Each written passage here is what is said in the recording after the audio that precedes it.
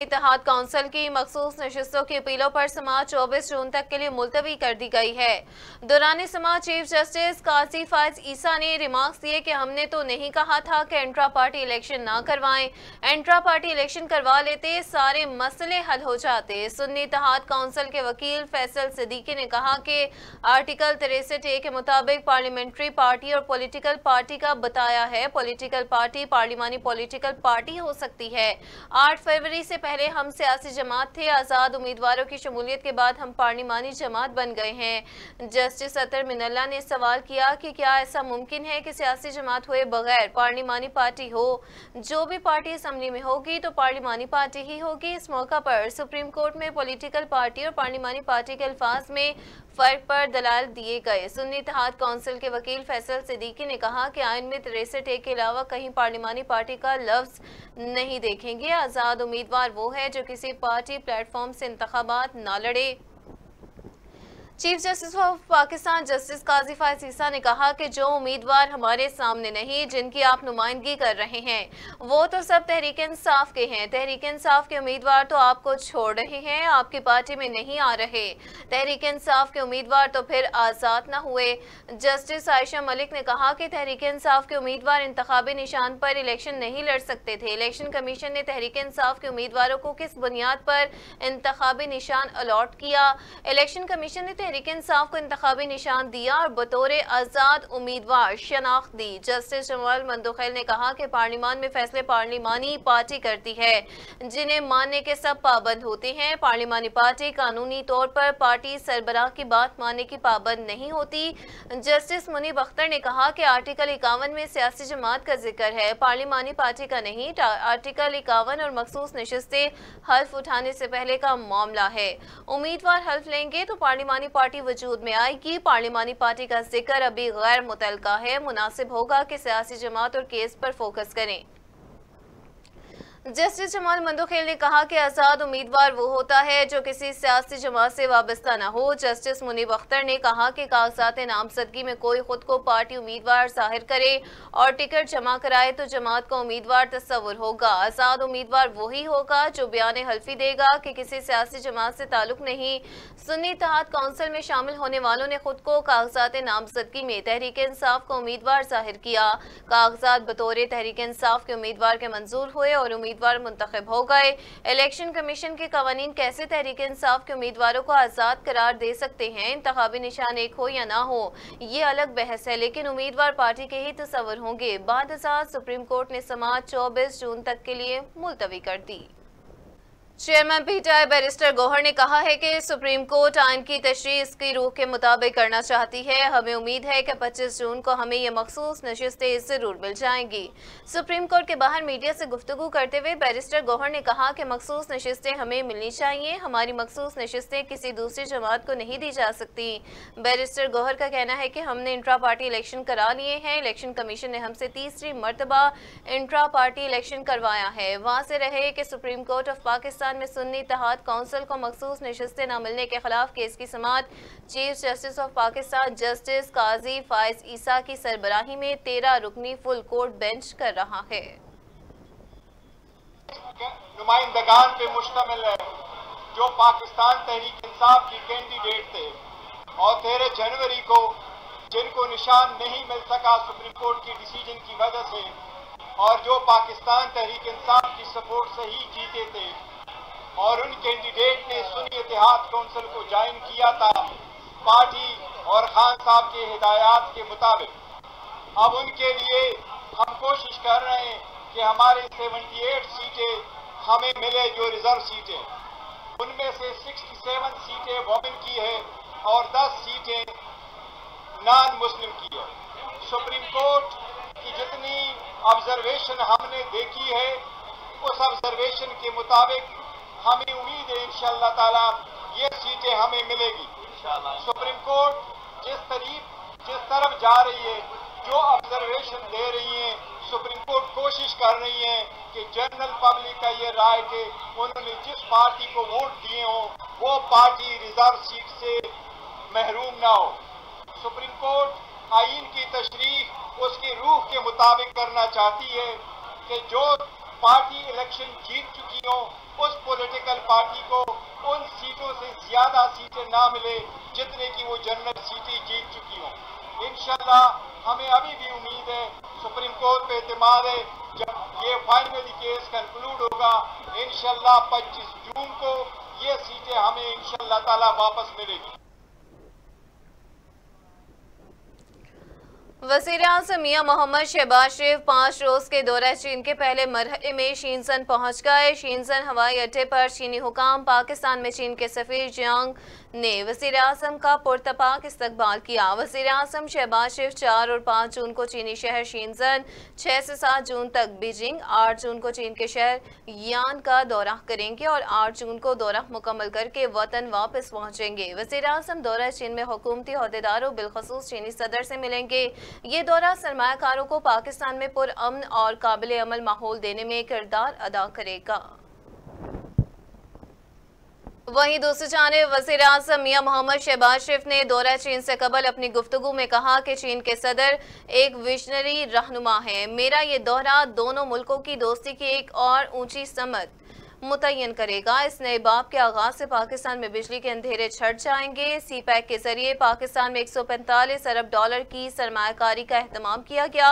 وزیر اعظم نے کہا کہ چین نے مشکل گھڑی میں پاکستان کا غیر مشروط ساتھ دیا۔ انہوں نے مزید کہا کہ دونوں ملکوں کے درمیان مثالی دوستی کی نظیر کہیں نہیں ملتی۔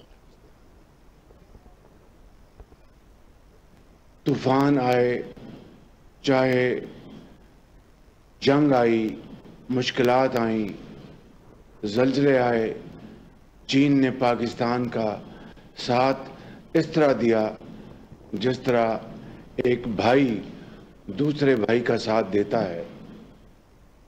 الحمدللہ میاں محمد نواز شریف کے پچھلے دور میں چین کے ساتھ پاکستان کی دوستی اور تعلق ایک دوسرے مرحلے میں شامل ہوا اور سی پیک کے ذریعے پاکستان میں میاں محمد نواز شریف نے بطور وزیر اعظم پاکستان تقریباً 45 ارب ڈالر کی سرمایہ کاری کا اہتمام کیا اور اس کے نتیجے میں پاکستان میں بے پناہ خوشحالی آئی اور سب سے بڑا سنگین مسئلہ وہ بجلی کے نہ ہونے کی بنیاد پر ملک میں اندھیرے چھائے ہوئے تھے۔ ہماری صنعتیں دم توڑ چکی تھیں اور ہمارے ہرے بھرے کھیت وہ زرد ہو چکے تھے، لیکن چائنا کی اس بہترین تعاون کی وجہ سے پاکستان کے اندر میاں محمد نواز شریف کے دور کے دوران بجلی کے اندھیرے نہ صرف ختم ہو گئے بلکہ ترقی اور خوشحالی کا دور بڑی تیزی سے آگے بڑھنے لگا، جس سے یقیناً پاکستان کے جو مخالفین تھے ان کو پیٹ میں بہت بل پڑے، لیکن ایسی چیزوں سے گھبرانا نہیں چاہیے اور یہ دوستی متواتر آگے بڑھتی رہی۔ وزیر اعظم شہباز شریف کے دورہ چین کے باعث وفاقی بجٹ پیش کرنے کی تاریخ تبدیل کر دی گئی ہے۔ وزیر مملکت برائے خزانہ کے مطابق آئندہ وفاقی بجٹ 12 جون کو پیش کیا جائے گا۔ بجٹ پیش کرنے کی تاریخ کو وزیر اعظم کے دورے کی وجہ سے تبدیل کیا گیا ہے۔ ذرائع کے مطابق وزیر اعظم کی واپسی پر قومی اقتصادی کونسل کا اجلاس 10 جون کو ہوگا۔ رواں مالی سال کا قومی اقتصادی سروے 11 جون کو پیش کیا جائے گا۔ وزیر مملکت نے کہا کہ آئندہ مالی سال کے لیے وفاقی بجٹ کی تیاریاں بھرپور طریقے سے جاری ہیں۔ پاکستان تحریک انصاف کی قیادت نے متنازع ٹویٹ کے معاملے پر شکایت اور وفاقی تحقیقاتی ادارے کی جانب سے ان کے طلبی کا نوٹس اسلام آباد ہائی کورٹ میں چیلنج کر دیا۔ چیئرمین پی ٹی آئی گوہر خان اور سیکرٹری اطلاع رؤف حسن نے اسلام آباد ہائی کورٹ میں درخواست دائر کر دی۔ درخواست میں سیکرٹری داخلہ شکایت کنندہ ڈیپٹی ڈائریکٹر ایف آئی اے اور تفتیشی افسر کو فریق بنایا گیا ہے۔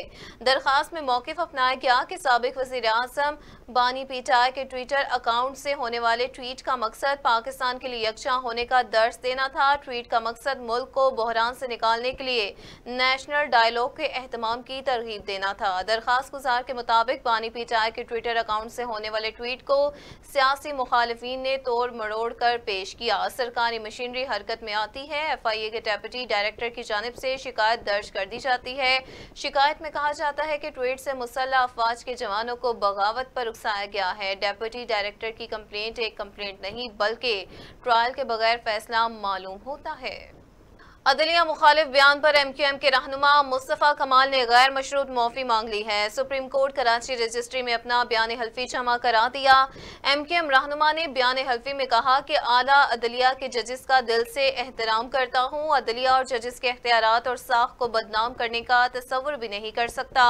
मैं अदलिया से मुतालिक अपने हर बयान बिलखसूस 16 मई की प्रेस कॉन्फ्रेंस पर गैर मशरूत माफी का तलबगार हूँ। मुस्तफ़ा कमाल ने मजीद कहा कि मुअज़्ज़िज़ अदालत से माफ़ी की दरख्वास्त और ख़ुद को अदालत के रहम करम पर छोड़ता हूँ। सुप्रीम कोर्ट ने सेनेटर फैसल वावडा और मुस्तफ़ा कमाल को अदलिया मुखालिफ बयान देने पर तौहीन अदालत का नोटिस जारी किया था। और वहीं दूसरी जानिब सेनेटर फैसल वावडा ने तौहीन अदालत केस में गैर मशरूत माफी मांगने से साफ इनकार कर दिया। फैसल वावडा ने जवाब में कहा कि तौहीन अदालत का मुबैना मुल्ज़िम अदालत की इज्जत करता है, किसी भी तरीके से अदालत का वकार मजरूह करने का सोच भी नहीं सकता।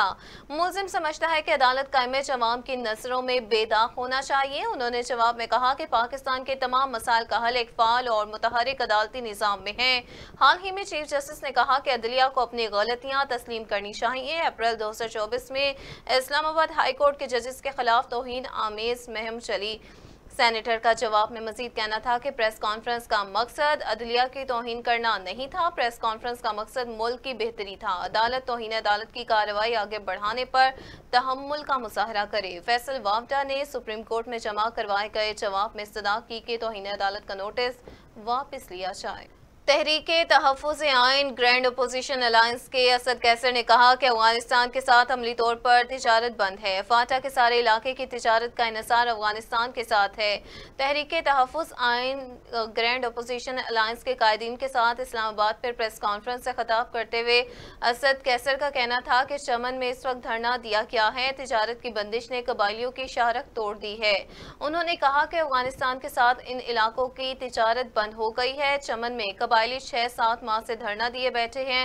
असद कैसर ने कहा जितने भी धरने बैठे हैं उनके साथ बामकसद मुज़ाकरात किए जाएं। अफगानिस्तान के साथ बंद तिजारत को फौरी बहाल किया जाए। असद कैसर ने कहा कि हमारे मुतालबात पर एक पार्लिमानी कमेटी बनाई जाए जो बाइख्तियार हो। बजट पेश होने से पहले हम कबायली इस्लाह के इशू बताना चाहते हैं। उन्होंने कहा कि कबायली इस्लाह को ये कहा गया था कि उनको बजट में 3% दिया जाएगा। कबायली इस्लाह में तालीम के लिए भी बजट मुख्तस करने का वादा किया गया था। बजट में फाटा और पाटा पर टैक्सेस लगाया गया तो लॉ एंड ऑर्डर की सूरत हाल के जिम्मेदार नहीं होंगे।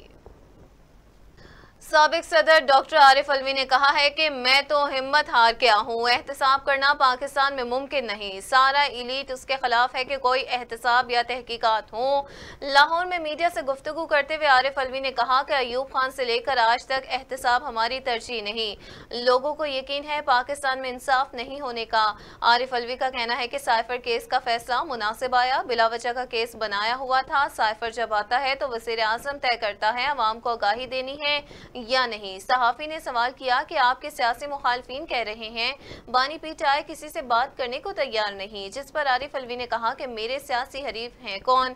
फॉर्म 45 के बाद से तो वो हरीफ नहीं है ना। साबिक सदर से सवाल किया गया कि बानी चेयरमैन किसी से बात करने को तैयार नहीं, बात करें तो सियासी रास्ता निकलेगा। डॉक्टर आरिफ अलवी ने कहा कि अच्छा इस घर का मालिक कौन है? मैं अगर बाहर माली से बात करूंगा कि मुझे किराए पर चाहिए तो मुझे बता देगा कि मालिक से बात करो, जिस पर सहाफ़ी ने कहा कि आप चौकीदार से बात कर लें। उन्होंने कहा कि चौकीदार घर का मालिक होगा, घर को तो मुझे कोई एतराज़ नहीं। चौकीदार अगर इस घर का मालिक है तो वो बात कर ले, अगर उसने कब्जा किया हुआ है तो वो बात कर ले।